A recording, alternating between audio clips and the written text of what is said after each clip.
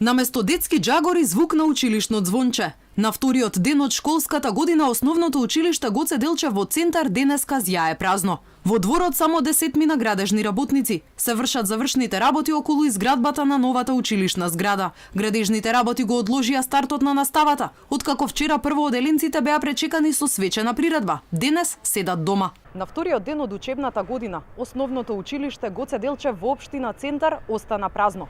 Вчера родителите преку социјалните мрежи добија известување дека наставата се одложува на неопределено. Родителите бесни реагираат преку социјалните мрежи. Велат ваква информација не се соопштува во последен миг. Кај се гради зградата повеќе од една година, сигурно беше возможно ова да се соопшти некој ден порано. Пародија од образование. Слободно може да се прогласите за едно од најнеорганизираните училишта во градов. На 3 септември напладне соопштувате дека редовната настава е одложена заради градежни работи.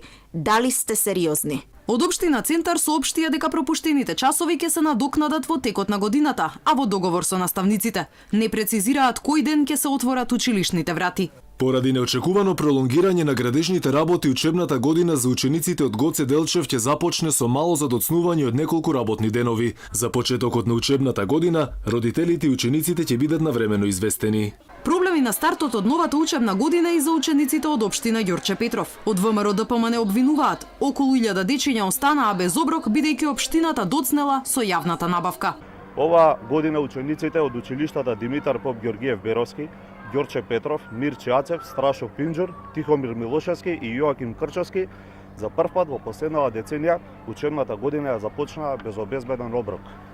Поради неодговорноста на Наумовски и ненавремената реализација на постапката за јавна набавка на оброк за учениците, илјадници деца се принудени сами да се сноѓаат за храна, да носат од дома или да купуваат.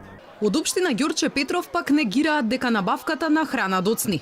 Велат и оваа година како и претходните, менито ќе се утврдува во соработка со родителите. Ќе се формира и конечната бројка на дечиња што ќе се хранат на училиште, а 2 недели подоцна ќе стартувал оброкот за основците.